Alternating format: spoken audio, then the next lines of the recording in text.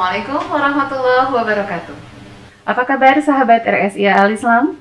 Alhamdulillah bertemu kembali dengan saya, Iike Krimutusadia, dalam podcast RSIA Al-Islam, konten edukasi kesehatan. Kali ini bincang-bincang kita ditemani seorang perawat yang senior. Teteh ini sangat konsen dengan hal-hal yang berbau kegawatan. Ya luar biasa ya. Kita sapa saja langsung mungkin ya sahabat dan ayah bunda sekalian. Teteh Mutiara Sagita Escape Nurse. Assalamualaikum Teh Muti, apa kabar? Waalaikumsalam warahmatullahi wabarakatuh. Alhamdulillah Teh, kabar baik. Alhamdulillah. Terima kasih sudah menyempatkan untuk berbincang di podcast kita kali ini ya Teh ya. Sebelum kita berbincang tentang banyak hal yang akan kita perbincangkan di podcast kita kali ini. Betul ya Teteh itu sangat konsen sekali tentang kegawat daruratan ya. Dinas di IGD ya Teh ya. Dinas di IGD bagian kegawat daruratan. Jangan-jangan dulu di kampus juga masalah kegawat daruratan juga terus-terusan di ini ya Teh. Kalau dipelajari tentu saja itu pasti jadi salah satu mata kuliah wajib ya Teh ya. Betul. Untuk teman-teman keperawatan. Dan setelah lulus, setelah bekerja, satu lagi yang menjadi concern saya saat ini itu adalah tentang kebencanaannya juga Teh. Jadi tidak hanya ke kegawat daruratannya saja, tapi juga ke arah kebencanaannya. Wow, luar biasa. Dan ayah bunda serta sahabat RSIA sekalian, Teh Moti ini juga sedang melanjutkan studi ya Teh ya. Insya Allah ya Teh ya, mudah-mudahan dilancarkan, dimudahkan. Amin ya Mbak, amin. Mohon doanya semuanya sahabat RSIA. Amin, insya Allah didoakan Teh. Dan ini jauh sekali ya sekolahnya. Sekolahnya di negeri Sakura. Jadi kalau misalkan ada pepatah, tuntutlah ilmu sampai ke negeri Cina, kebalik kalau buat Teh Muti, tuntutlah ilmu sampai ke negeri Sakura. Luar biasa. Dan ini Teteh pun mengambil Disaster International Nursing, ya, perawat kegawat daruratan bencana. Lagi-lagi gawat darurat dan bencana. Ya, betul. Kenapa sih Teh kok tertarik banget? Kegawat daruratan dan bencana itu bisa terjadi kapan saja ya Teh ya. Di lingkungan terkecil bahkan sampai di lingkungan masyarakat. Apalagi kita ini negara yang basicnya itu banyak sekali bencana yang tiap tahun pasti ada. Itu apa coba Teh? Apa banjir? Banjir, betul sekali. Saya kadang berpikir ya kenapa banjir ini bisa berulang padahal dampaknya itu terutama terhadap kesehatan masyarakat itu sudah jelas sangat membawa dampak yang tidak baik. Selain banjir itu ada lagi gempa bumi, betul tidak Teh? Ya. Di Indonesia ini sudah banyak sekali gempa bumi yang terjadi. Kadang juga teror ada di beberapa kota-kota di Indonesia. Kayak bom gitu. Betul, bom atau mungkin kerusuhan lainnya. Saya tertarik bagaimana untuk menangani atau memberikan pertolongan pertama, terutama pada kasus-kasus kegawat daruratan seperti itu. Wah luar biasa ya. Ini nanti kalau ada yang aneh-aneh bencana, kayaknya saya harus lihat. Ada Teh Muti nggak? Oke siap Teh. Jadi seperti yang Teteh sampaikan bahwa kegawat daruratan itu bisa terjadi di lingkup terkecil sampai lingkup terbesar. Betul sekali. Mungkin kalau lingkup terkecil itu keluarga ya Teh ya. Betul. Di lingkungan keluarga. Nah mungkin apa yang akan kita perbincangkan kali ini pun tidak jauh dari apa yang sudah Teteh sampaikan. Jadi saya ingin kita sedikit membahas, memberikan wawasan, memberikan pengetahuan, bekal-bekal nih buat sahabat dan ayah bunda sekalian terkait pertolongan pertama pada luka. Luka hati, itu mau ditolongin sama yang lain. Tenang Teh, ada Allah Teh. Iya, udah pasti itu. Jadi pertolongan pertama pada luka, mungkin kita batasi Teh ya, untuk kali ini kita akan membahas tentang luka terbuka, luka tusuk, dan luka bakar mungkin ya. Dan mudah-mudahan nanti ada sedikit demo, mungkin mudah-mudahan sempat waktunya dan Tetehnya juga berkenan untuk memperlihatkan sedikit untuk ayah bunda dan sahabat sekalian di rumah. Baik, kita mulai saja untuk penanganan luka terbuka Teh. Jadi kalau luka terbuka tuh misalkan jatuh, robek atau gimana ya Teh kondisinya gitu. Betul sekali Teteh. Jadi sahabat RSIA sekalian yang dirahmati Allah Subhanahu wa taala, pada kesempatan kali ini saya akan memperbincangkan atau sedikit menjelaskan mengenai bagaimana sih pertolongan yang tepat pada saat terjadi atau adanya luka. Luka terbuka ini bisa terjadi kapan saja, di mana saja. Misal nih, ada yang keserempet motor di jalan, jatuh dari motor. Luka kecelakaan itu adalah yang paling banyak ya terjadi. Iya, betul. Terutama kita dengan mayoritas kota dengan kepadatan penduduk yang lumayan tinggi. Nah, jadi di IGD itu luka terbuka, terutama karena kecelakaan itu adalah sesuatu yang sering terjadi. Sering banget ya. Betul. Hanya pertolongan pertama sebelum pasien datang ke IGD itu apa sih yang Iya, sebaiknya betul. dilakukan? Itu yang menjadi poin penting. Iya. Karena sejujurnya, walaupun sudah datang ke IGD, pertolongan pertama itu akan sangat menentukan keberhasilan proses penyembuhan luka nantinya, Teh. Iya. Gitu. Jadi misal nih, atau misalkan tetehnya lagi motong bawang teteh di dapur. Keiris. Betul, keiris, tapi keirisnya gede banget sampai berdarahnya teh, aduh, pokoknya kemana-mana. Nah, atau misalkan luka ketabrak, lukanya terbuka. Kulitnya itu jadi pada saat luka terbuka adalah jaringannya tidak utuh. Jaringannya tidak utuh. Adanya kehancuran jaringan sehingga sel-selnya tersebut mengalami kerusakan. Oh. Kalau misalkan keadaan luka terbuka dengan hanya memar saja, Iya. itu bisa kita lakukan kompres. Tapi kalau misalkan luka memarnya tersebut menyebabkan nyeri pada seluruh tubuh, itu sebetulnya bisa menggunakan obat anti nyeri. Tapi apabila masih tidak berkurang, sebaiknya tetap datang ke rumah sakit untuk mendapatkan pertolongan lebih lanjut. Barangkali dari luka memar tadi yang mungkin hanya sedikit, terdapat kerusakan yang lebih parah tuh di dalamnya. Kita kan tidak tahu ya. Betul.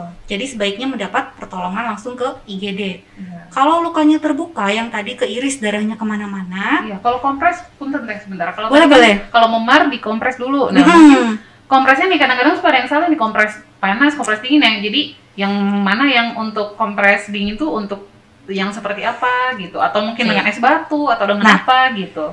betul. Terima kasih banyak, Teh. Pertanyaan ini cocok banget ya. Untuk kompres, ini untuk luka-luka terutama pada bagian persendian yang mengalami pembengkakan itu dilakukan dengan kompres es, Teteh. Ya. Kompres es atau kompres dingin. Kompres dingin ini sebetulnya bukan berarti harus sepenuhnya kita menggunakan es, tidak. Tergantung derajat dari bengkaknya itu sendiri. Misal kalau misalkan bengkaknya karena keseleo sampai iya. persendiannya bengkak, Iya. sebelum datang ke rumah sakit untuk dilakukan ronsen, silakan kompres dengan menggunakan es batu yang menggunakan kain di bagian ya, luarnya. masukin gitu Betul. ya es batunya, terus Betul. langsung kompres Betul, ke bagian kompres. yang sakitnya. Betul, kompreskan dan posisikan kakinya lebih tinggi daripada badan. Jadi kitanya sambil tiduran, posisikan kakinya ke atas. Supaya peredaran darahnya nanti lebih lancar ke area lukanya. Gitu. Tapi itu jangan dibiarkan terlalu lama di rumah. Ini kan kita membicarakan pertolongan pertama ya, betul. Langsung datang ke rumah sakit untuk kita tahu sejauh mana luka itu menimbulkan kerusakan di organ bagian dalam gitu. Sehingga nanti pengobatannya pun tepat. Iya, Betul. Kalau lukanya terbuka tuh tadi kesayat atau misalkan di jalan. Apa yang kita lakukan? Yang pertama adalah hentikan dulu perdarahannya, Teh. Kalau di rumah, apa aja sih yang ada di rumah yang bisa membantu untuk menghentikan perdarahan? Misalnya ibu-ibu punya bayi, punya pernel, boleh pakai pernel.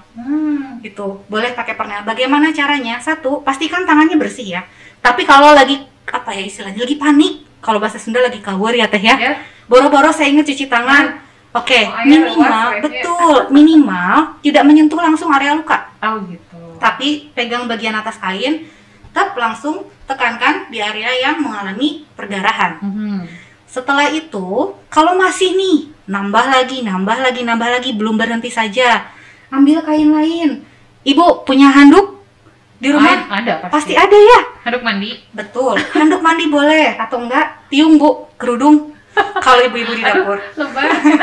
Aduh, lebar. Handuk dulu boleh. Handuk dia daya serapnya lebih tinggi ya sebetulnya. Tambah lagi di bagian atas tanpa harus membuka bagian bawahnya. Jadi Ini jangan aja betul. gitu ya? Ini jangan dihilangkan, tumpuk saja. Tumpuk saja. Dan bagian terpenting adalah tidak mengoleskan apapun di area luka, Teteh. Tidak mengoleskan semacam margarin misalkan, pasta gigi, minyak. Aduh, lagi mahal minyak goreng. Nggak usah. Kayaknya mau ngoles minyak mikir dulu. Mahal. Dan yang saya sering dapat itu terutama ketika saya di IGD itu adalah kopi. Kebanyakan orang-orang menaburkan kopi untuk menghentikan perdarahan. Padahal sebetulnya apapun yang dioleskan ke area luka selain dari yang dianjurkan dokter itu prinsipnya bisa menimbulkan infeksi. Karena jadi kotor mungkin ya teh lukanya. Betul. Apalagi kopi dengan butiran kecil, kita di IGD biasanya kesulitan membersihkan Betul, luka sampai pasti. ke bagian dalam. Karena bubuk kopinya itu masuk ke bagian dalam gitu. Itu bisa menimbulkan infeksi yang lebih lama nantinya. Jadi penyembuhannya jadi sulit juga mungkin ya. Betul. Setelah misalkan sudah tertangani ini perdarahannya, segera Ya. pergi ke IGD rumah sakit terdekat. Gitu. Itu untuk Jadi itu luka ditekan aja, terbuka. nggak perlu jadi diikat juga gitu, nggak Boleh, perlu boleh. Kalau misalkan khawatir nanti dia terus di bergerak jalan ya, gitu kan, di jalan kegeser. boleh. Mau kita ikat pakai apa? Pakai kerudung lagi boleh. Atau misalkan punya tali, kita ikat, kita beban, Yang penting kita biar balik. biar diem aja kan mungkin Betul. ya. Prinsipnya adalah untuk menghentikan perdarahannya itu tadi, ya. Ya. Nah itu teh, itu kan mungkin pada saat kita menekan itu tergantung area lukanya, tergantung gitu. area luka. Jadi besarnya kain itu tergantung Betul. sebesar apa lukanya, gitu Betul. mungkin ya. Tergantung area luka dan tergantung besar lukanya teh. Oh iya. Walaupun misalkan lukanya di area yang lebar ya, seperti misalkan dada atau paha, tapi kalau lukanya segede gini, mungkin tidak perlu handuk yang sebesar ini.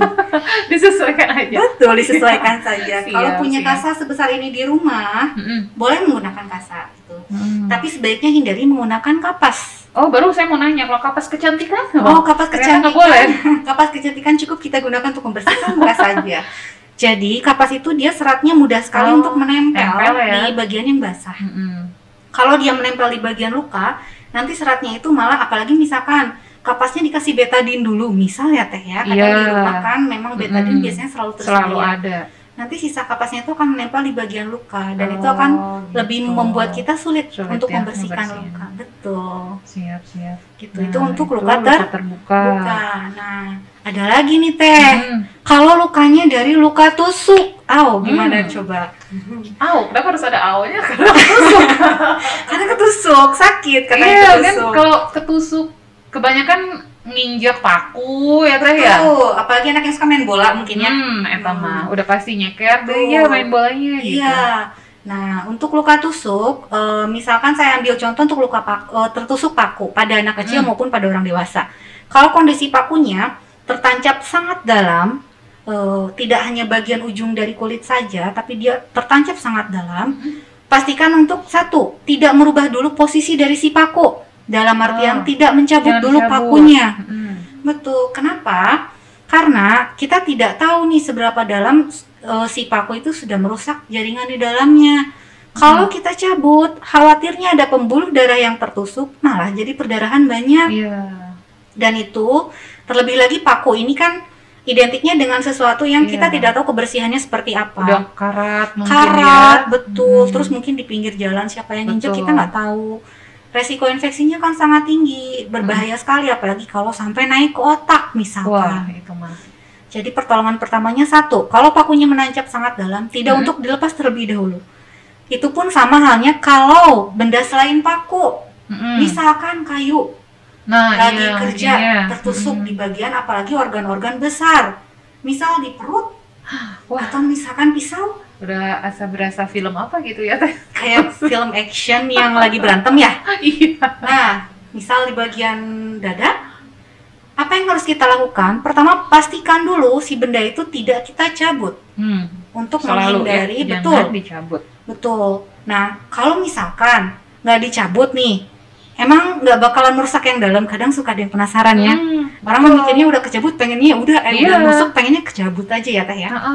Nah, itu tidak demikian. Karena kita tidak tahu di dalam tuh sejauh mana dia merusak. Jadi, pastikan posisinya dalam posisi yang sama sebelum berangkat ke IGD. Iya. Untuk mencegah justru perdarahan tadi. Iya. Gimana dong caranya teh? Kalau misalkan pisaunya tadi atau kayunya tadi bisa ada tetap di tempatnya. Mau dipraktekin nggak Gimana teh? ya? Anggaplah ketusuk di tangan. Di tangan. Gimana teh? Boleh yang lebih besar coba teh? Oh, boleh. Ada Apa ya? spidol. Ini mungkin. Nah, kalau misal kondisinya di rumah nih ibu-ibu, seperti tadi saya contohkan dengan menggunakan kerudung ya, karena Ini awal-awal kerudung di lemari habis teh Moti. karena ini adalah Barang yang sangat mudah ditemukan. Iya, Kalau dan betul, kalau tidak ada boleh menggunakan mitela. Biasanya kalau punya anak pramuka di rumah ibu-ibu, punya anak pramuka pasti punya mitela. Itu tuh yang suka dipakai di lehernya itu segitiga. pramuka Betul. Bagaimana caranya? Satu, tadi kan kerudung bentuknya segitiga ya, panjang ya. Nah, setelah tadi si segitiga panjang dibagi dua, kita gulung-gulung si bagian kerudungnya tadi. Nah, kita gulung. Setelah kita gulung, kita simpulkan. Ini mudah banget ya bikin donat. Jadi nggak mesti yang dari adonan doang teh bikin donat itu. Itu mah nggak bisa digoreng nggak sih? Iya, yang itu nggak bisa digoreng. Nah, sebetulnya menggunakan kain yang lebih tipis atau lebih kecil juga boleh, tergantung besar barang yang menancap ya. Iya. Karena yang membedakan terutama kalau paku. Kecil, paku mungkin nggak mungkin betul. Gitu. Kalau paku nggak mungkin, paku bisa pakai apa? Nanti aku akan jelaskan lagi. Nah, terus tinggal kita pelintir sampai habis teh, sampai habis. Nanti kita pelintir. Kayaknya kalau mau buat luka itu masih terlalu besar ya. Iya, yang penting memberikan inilah ya ayah bunda dan sahabat sekalian. Jadi tujuannya adalah untuk supaya si benda itu diem, difiksasi dulu gitu. Betul, jadi nggak dicabut. Tidak bergerak, apalagi kalau nusuknya itu ke area yang misalkan organ-organ besar dan organ vital seperti ginjal, jantung misalkan ya, atau misalkan rongga perut, bagian lambung. Nah, itu akan sangat berbahaya sekali apabila pastinya posisi si barangnya itu berubah. Nah, udah dapat donat, terus digimanain teh donatnya? Setelah kita dapat donat, ini ceritanya pisau lah ya segede gini. Masukkan donatnya tanpa tanpa merubah posisi. Jadi kita bisa pegang dulu bagian yang tidak tajam. Kita masukkan dulu sebelah sini.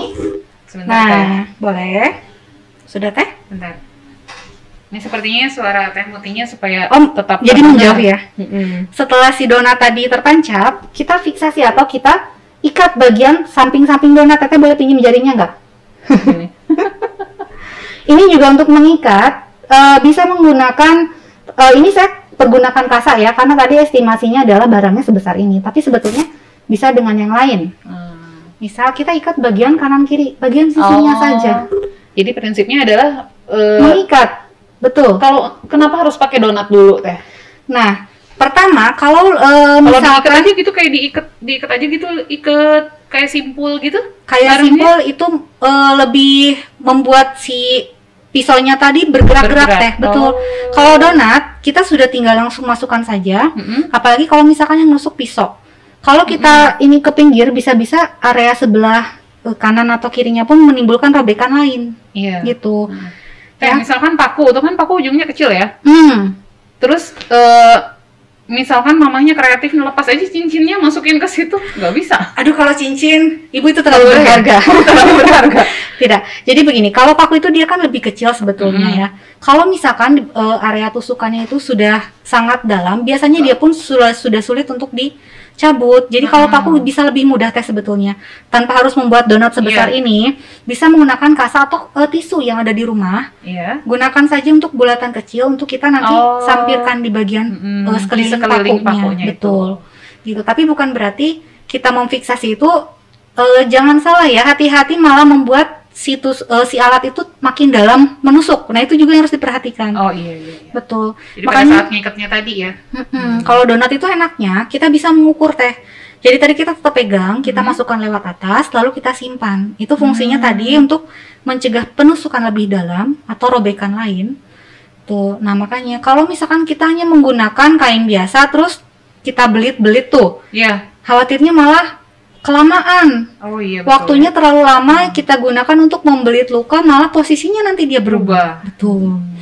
Nah, ini pun sama, tidak mengoleskan apapun ya, sahabat-sahabat lagi-lagi jangan mengoleskan apapun. Jangan mengoleskan apapun, dan apabila lukanya tadi sudah terikat kuat atau misalkan dipastikan bisa untuk tidak bergerak, segera langsung bawa ke IGD rumah sakit terdekat. Ya. Ini adalah donat. Donat untuk luka, mau fiksasi luka. Betul. Nah, masih ada satu lagi nih teh, yang biasanya ini juga sering terjadi ya di rumah-rumah atau di dalam rumah tangga, luka bakar. Nah, luka bakar itu pun penyebabnya bermacam-macam. Bisa dengan air panas, yang paling sering tuh betul. Kalau di rumah kecil, ya, anak kecil. Betul. Atau misalkan dari api langsung, atau misalkan listrik. Kesetrum. Betul, listrik itu tersengat listrik pun termasuk salah satu luka bakar. Coba teteh biasanya gimana nih kalau terjadi luka bakar? Yang kepikiran apa yang harus dilakukan dulu? Iya, kalau misalkan kena luka bakar, kalau ada apinya, matiin apinya.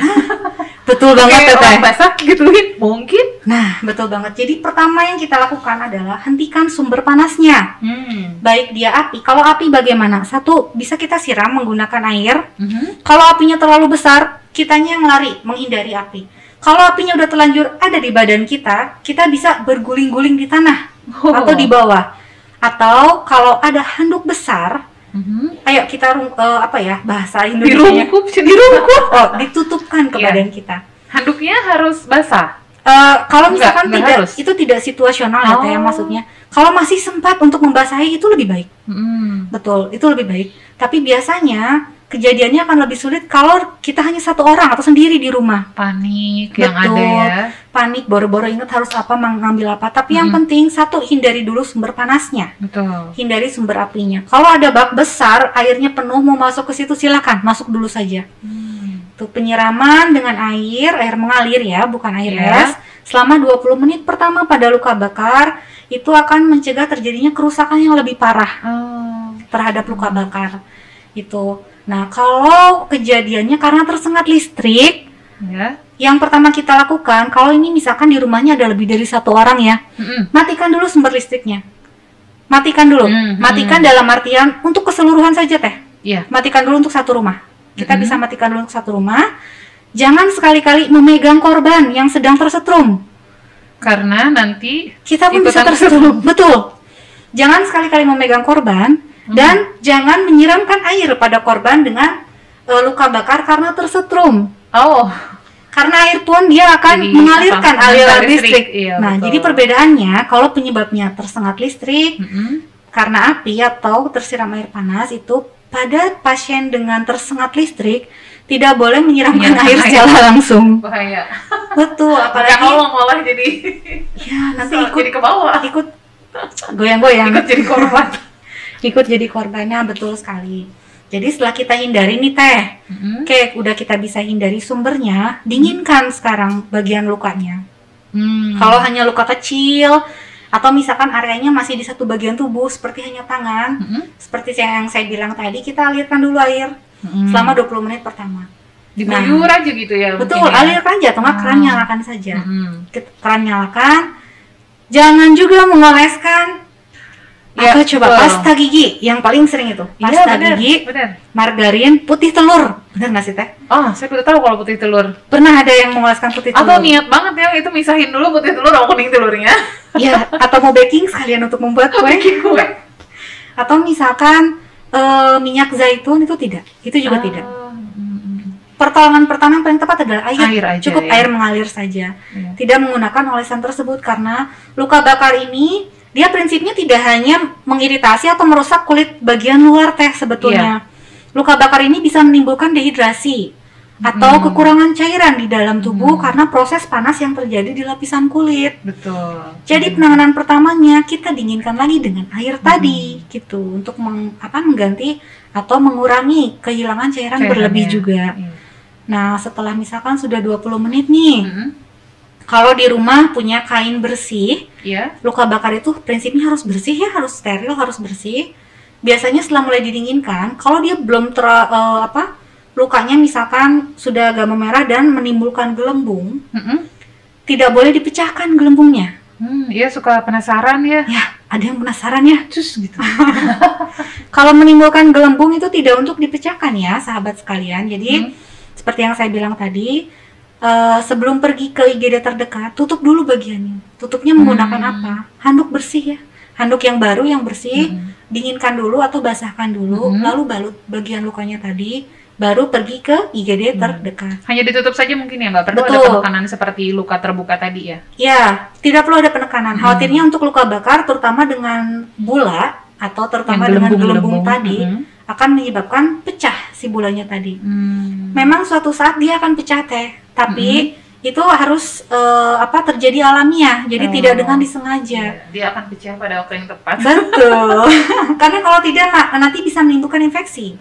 Iya. Tuh, jadi kalau misalkan sudah seperti itu, silakan datang ke IGD setempat untuk nanti ditangani lebih lanjut. Atau misalkan nih ibu-ibu ada yang sudah persiapan kotak P3-nya punya beberapa obat anti luka bakar. Iya, biasanya suka ya kalau Nah. ibu yang memang sangat teliti sekali segala Betul. sesuatu disiapkan di rumah. Kalau itu betul. boleh dioleskan. Mm-mm. Prinsip pengolesannya, satu, pastikan tangan ibu-ibu sekalian bersih, ibu bapak Iya. sekalian bersih, Mm-mm. karena kan dia nggak boleh ini ya, nggak Iya, boleh. lukanya harus bersih, steril. harus steril. Dioleskan tidak dengan terlalu banyak, cukup tipis-tipis saja di area paling luar secara perlahan. Di area paling luar. Di area luar. Jadi walaupun ada gelembung, silakan si bagian gelembungnya pun dioles. Oh, nggak apa-apa ya. Boleh, tapi tipis sekali teh, Hmm. tipis sekali tanpa menghancurkan si gelembung tadi. Iya, betul. Dan kalaupun ternyata si gelembungnya sudah tidak ada terlanjur pecah, Mm-mm. bagian dalam mau dioleskan boleh.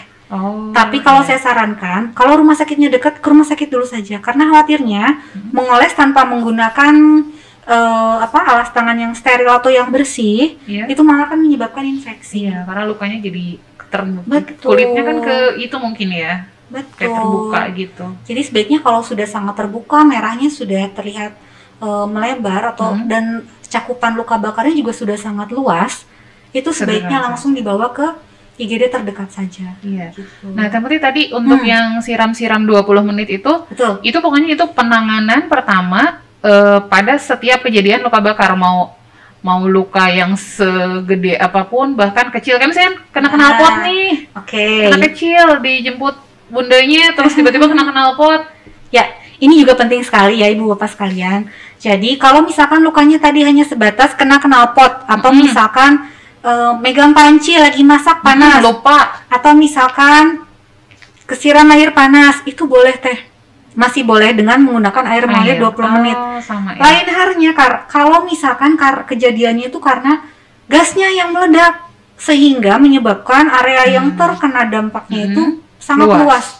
Itu tidak disarankan hanya menunggu 20 menit untuk diairkan saja. Harus cepat ya. Betul, kalau karena itu. tadi khawatirnya pasiennya mengalami dehidrasi sehingga butuh pertolongan pertama. Dia Iya. butuh cairannya dia kembali. Iya. Jadi untuk luka-luka yang misalkan hanya di area tertentu dengan luas yang tidak terlalu besar, itu silakan gunakan air mengalir selama 20 menit. Tapi kalau luka-lukanya sudah parah, Berarti yang lebih tadi dari satu ditutup bagian saja tubuh, ya? betul, Ditutup saja. tutup saja, langsung pergi ke segera IGD. ya. Wah, iya tuh. Jadi seperti itu ya Bunda dan sahabat sekalian. Pertama, kuncinya pasti jangan panik ya Teh Muti ya. Karena kalau udah panik bingung mau ngapain. Betul sekali. Kedua, perhatikan lukanya penyebabnya apa supaya tepat penanganannya. Jadi jangan disamain yang kebakar karena aliran listrik karena kesetrum sama yang kena api jadi disamain, disiram juga malah jadi salah gitu ya. Nah, betul sekali. Kemudian jangan pernah mengoleskan atau memberikan apapun pada luka. Betul. Ya, karena luka harus betul-betul bersih supaya terhindar dari infeksi. Itu betul prinsipnya sekali. itu sih ya Teh ya. Ya. Nah sekarang misalkan nih udah ke rumah sakit, udah Ya. ditangani di rumah sakit, terus lukanya diperban. Di rumah harus gimana tuh ganti perbannya? Oke. Karena lupa lagi. Dikasih Oke. tahu tapi karena panik jadi lupa mungkin. Nah, ini juga penting ya sahabat sekalian. Kita pun harus tahu bagaimana cara merawat atau membersihkan luka di rumah.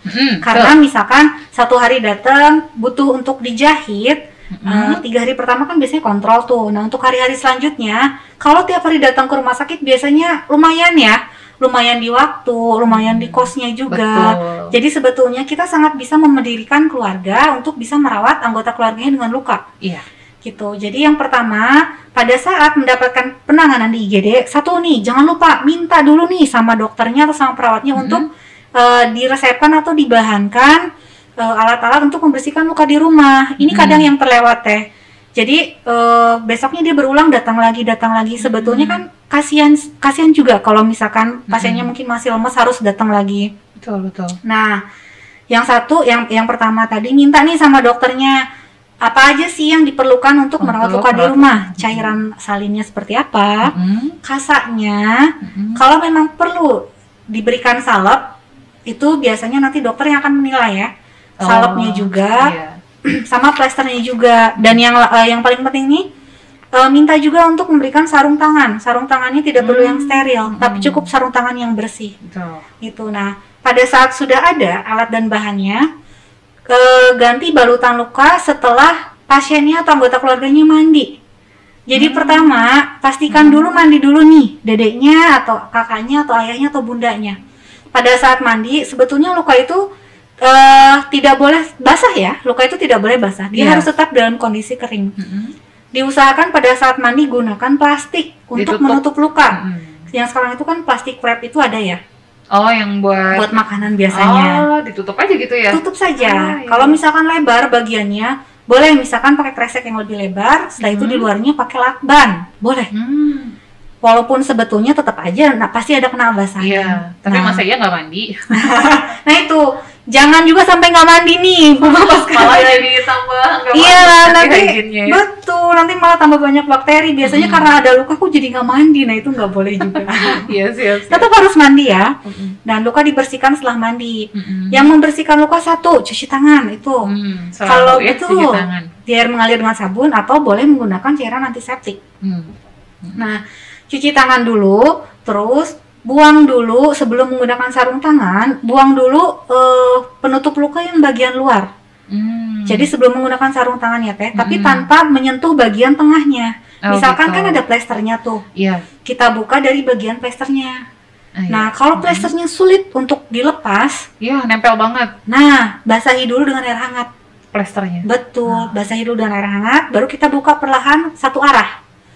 Kalau sudah, buang si kasa yang tadi yang nutup di bagian luar, kita cuci tangan lagi.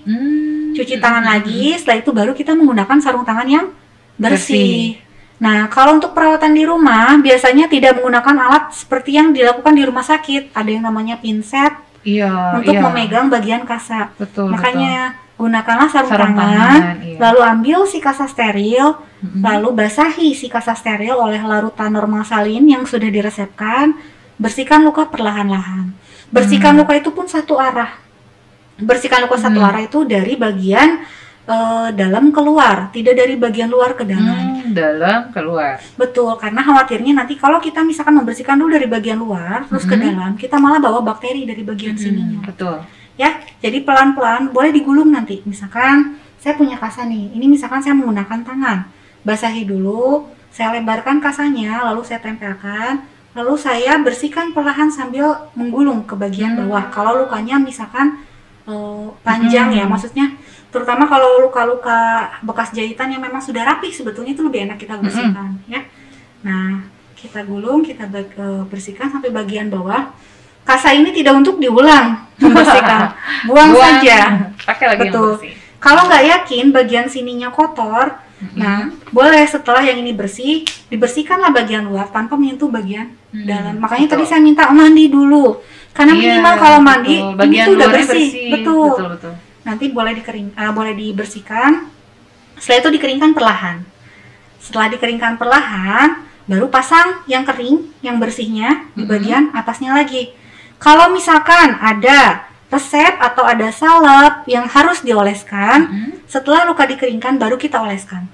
Oleskan tipis saja, menggunakan jari kita saja. Itu kalau mau pakai cotton bud boleh sih Teh, boleh. Ya, cara pengolesan pun sama. Kalau mau lukanya panjang nih dari atas ke bawah 1 kali saja boleh, itu boleh. Baru kita tutup. Setelah tutup, baru kita pakaikan plester. Penggunaan plester pun tidak harus yang terlalu erat. Karena khawatirnya nanti nggak ada sirkulasi nih untuk si lukanya, malah bikin dia mengendap di dalam, jadi malah bikin infeksi lagi, itu pun bisa. Dan yang harus diperhatikan adalah kalau misalkan selama di rumah lukanya masih kelihatan merah, ada nanah yang keluar dari sela-sela yang dijahit, segera bawa lagi ke IGD. Oh, nggak usah dibersihin sendiri, kalau kayak gitu harus cepet datang. Betul, karena khawatirnya ada infeksi di dalam tuh. Yang menyebabkan luka tadi tidak kering-kering. Nah, jadi pada saat kita membersihkan luka, kita pun harus perhatikan nih, sudah mulai kering atau belum, ada cairan yang menumpuk atau tidak, supaya kita bisa tahu nih, ini luka sudah ke arah penyembuhan atau belum. Kalau misalkan kok masih basah terus ya, kok masih rembes terus ya, nah itu sebaiknya langsung dibawa ke IGD untuk kita tangani lebih lanjut. Khawatirnya memang ada sisa infeksi di dalam. Iya. Seperti Iya, itu. betul. Kalau untuk itu kan luka yang dijahit ya, yang memang udah pasti diperban dan harus ganti perban gitu. Betul. Kalau kayak luka-luka bakar yang tadi dijelasin di awal itu, ada nggak yang setelah pulang dari rumah sakit itu terus jadi ditutup juga luka-lukanya? Ada, betul Itu sekali. proses pembersihan lukanya dan penggantian perbannya sama saja? Nah, kalau untuk luka bakar, yang membedakan adalah luka bakar ditutup oleh kasa yang lembab. Kasanya basah.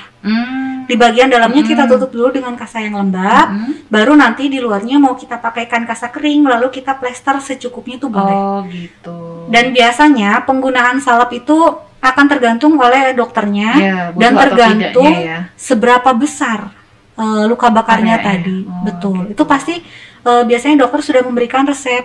Karena kalau luka bakar itu, terutama kalau sebelumnya ada bula tadi, ada gelembung tadi dan dia belum pecah, tiba-tiba pecah di rumah, dia itu kan menjadi lebih sering lembab. Jadi biasanya dalam satu hari tidak cukup 1 kali ganti. Bisa 2 sampai 3 kali. Kalau misalkan di kasanya tadi sudah terlihat kayak ada rembesan agak kuning-kuning tuh, itu jangan dibiarkan. Oh, harus ganti. Betul, itu diganti. Karena kalau tidak nanti malah makin nempel ke lukanya. Pada saat kita buka malah lebih susah. Nah, itu bedanya untuk luka bakar.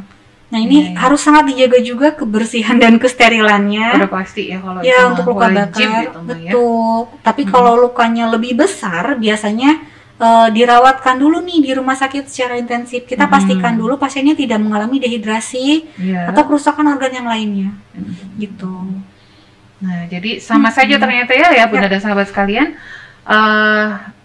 penata laksanaannya sesuai dengan bentuk lukanya seperti apa, kejadian atau penyebab lukanya karena apa gitu. Jadi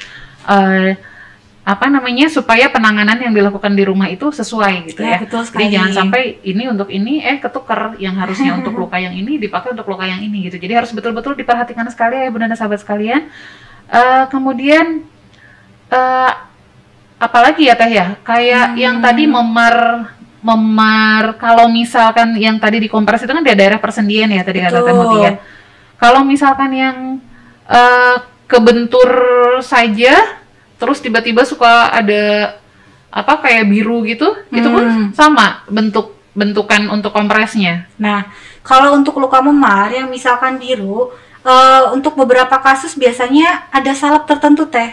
Ada salep tertentu dan biasanya memang sebaiknya kalau sangat mengganggu dalam artian nyerinya bikin cenut-cenut banget. Yang awalnya memarnya segede gini doang, tiba-tiba melebar. Itu kan dikhawatirkan ada pembuluh darah yang masih pecah di dalam ya, sehingga menyebabkan perdarahan dan memarnya tadi semakin lebar.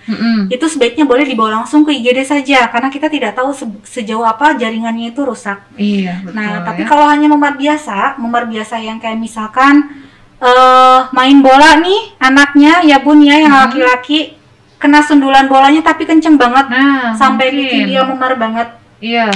Nah, itu dengan kompres air biasa pun boleh, air biasa atau air dingin pun boleh. Karena itu pada prinsipnya dia akan menghilang dengan sendirinya. Hanya yang harus diperhatikan tadi, dari hari ke hari proses memarnya ini bagaimana nambah nggak gitu, berkurang nggak? Betul, nambah atau misalkan makin memperlihatkan kerusakan di daerah sekitarnya. Anaknya mengerang-erang kesakitan. Nah, itu berarti ada butuh penanganan lebih lanjut. Betul sekali. Jadi prinsipnya untuk luka memar itu tidak dengan menggunakan air panas atau air hangat. Yang membedakan. Kenapa? Karena pada saat pembuluh darah kita pecah, kita gunakan air hangat, itu akan malah melebarkan lagi, sehingga bisa jadi lukanya tadi akan lebih besar memarnya. Gitu. Jadi sebaik-baiknya memang kompres dengan air mengalir, air dingin, atau dengan es. Untuk terutama di bagian sendi-sendi. Kalau kompres air hangat buat apa? Boleh buat anaknya ayah bunda yang lagi demam. Suhunya di atas 38,5. Beda lagi ceritanya ya. Betul, itu boleh dengan kompres air hangat, tapi tidak dengan luka. Kalau luka beda lagi ya. Betul. Luka dengan berbagai macam luka. Betul. Nanti ngomongnya tentang luka. Kalau misalkan nutrisi atau makanan yang harus dikonsumsi pada saat proses penyembuhan luka apa nih? Oke, kadang nih Bu ya, atau ayah bunda atau sahabat sekalian, kadang saya masih menemukan beberapa rekan-rekan atau beberapa sahabat-sahabat yang datang dengan kondisi luka sudah dibersihkan, takut memberikan protein atau telur kepada takut gatel. Betul, takut gatal atau udang juga takut gatal. Prinsipnya begini, kalau memang anaknya tersebut atau pasiennya tersebut punya alergi, itu boleh tidak diberikan. Tapi yang paling dibutuhkan pada saat penyembuhan luka adalah apa? Protein. Protein itu adalah untuk perbaikan sel. Karena sel kita sendiri itu isinya apa? Isinya protein. Sel kita itu terdiri dari ikatan-ikatan protein.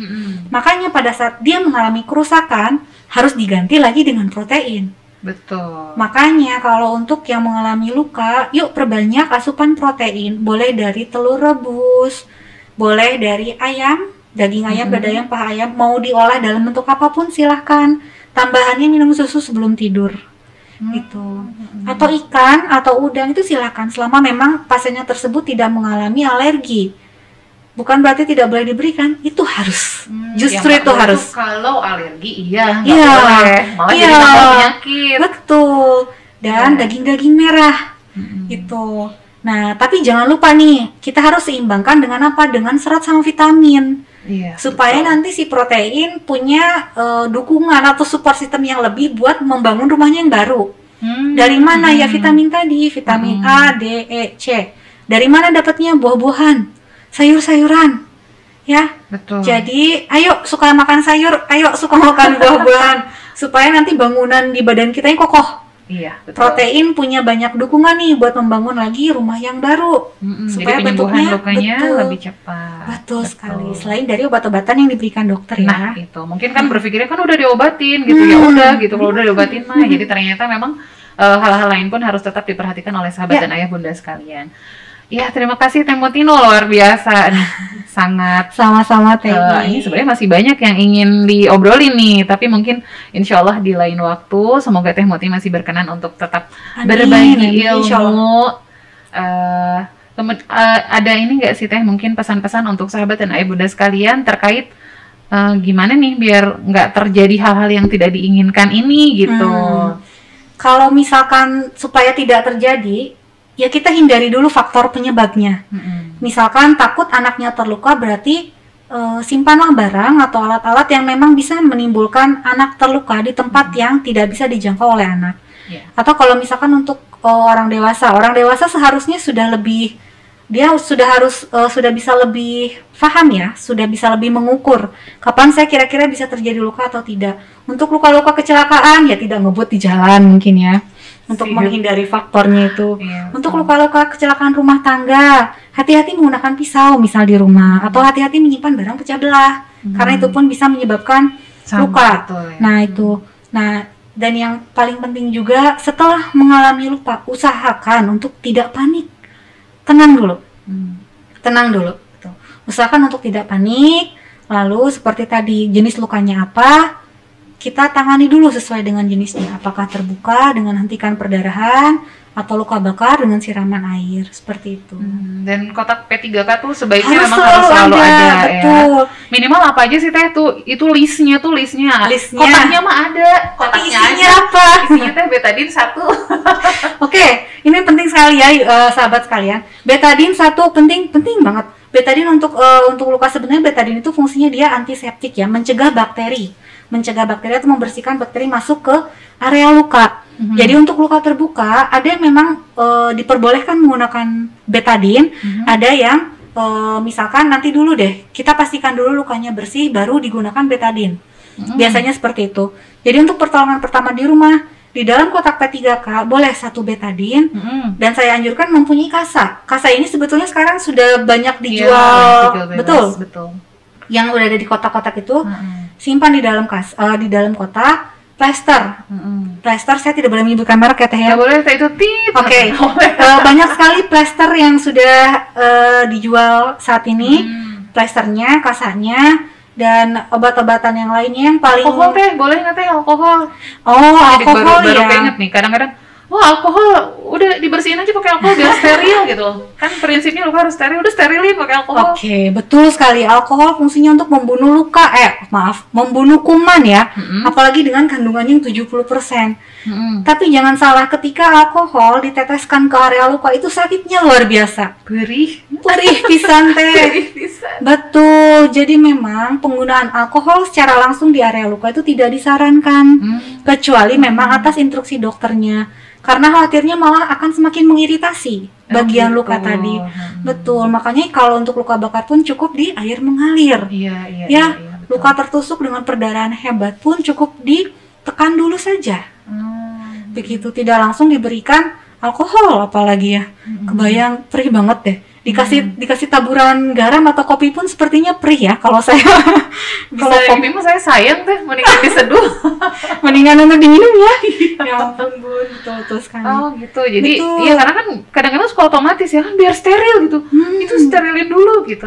Iya sih kalau perih mah iya pasti gitu ya. Misalnya kena betadine juga kan perih, tapi ternyata yang lebih penting adalah tidak terlalu disarankan karena bisa lebih mengiritasi. Betul. Kecuali memang misalkan setelah datang ke IGD boleh dibersihkan dengan alkohol atas instruksi dokternya, emang nggak silakan. Tapi biasanya itu pun ada pertimbangan-pertimbangan lain karena menurut hasil penelitian terbaru pun cukup dengan air mengalir teh untuk membersihkan di bagian awal. Jadi sebetulnya tadi kayak luka sayat kecil kena sayatan pisau, mau dialirkan dulu di air mengalir, kita keluarkan dulu darahnya, itu bersihkan dulu boleh. Sebelum akhirnya nanti kita tutup. Gitu. Tapi tidak dengan luka yang perdarahannya terlalu banyak ya. Jangan dulu nunggu disiramin air kalau itu. Ya, kita ngomonginnya ke iris. Ya, kita ngomonginnya ke iris. Gitu. Ke iris gitu. Ya, luar biasa sekali alhamdulillah. Sudah begitu banyak ilmu yang sudah dibagikan oleh Teh Muti. Alhamdulillah, terima kasih. Ayah, bunda, dan sahabat sekalian, kita sudah berada di penghujung podcast kita kali ini. Mudah-mudahan apa yang sudah kami bagi di sini bisa bermanfaat untuk ayah, bunda, dan sahabat sekalian di rumah. Tadi sudah disimpulkan oleh Teh Muti. Perhatikan barang-barang di sekitar rumah ayah, bunda, di sekitar mungkin di dapur, mungkin di ruang tamu. Jauhkan dari jangkauan anak-anak. Apa yang kemungkinan menjadi timbulnya bahaya, dihindari sebisa mungkin. Kalau tahu ternyata memang Allah berkenan, ya sudah qadarullah terkena sesuatu, insya Allah ayah bunda yang pertama yang dilakukan adalah tidak panik dan sering membuka buku, sering membaca, sering mencari ilmu supaya tahu apa yang harus dilakukan. Penanganan pertama yang harus dilakukan di rumah itu menjadi kunci keberhasilan ya Teh Muti ya untuk penanganan selanjutnya di rumah sakit. Betul sekali. Itu mungkin yang bisa kami sampaikan hari ini ayah bunda dan sahabat sekalian. Terima kasih atas kerjasama, terima kasih atas perhatian ayah bunda sekalian. Tetap sehat, tetap semangat, dan kita akan bertemu di podcast kita selanjutnya. Terima kasih Teh Muti. Sama-sama. Alhamdulillah, terima kasih atas kehadirannya. Terima kasih sekali lagi. Assalamualaikum warahmatullahi wabarakatuh.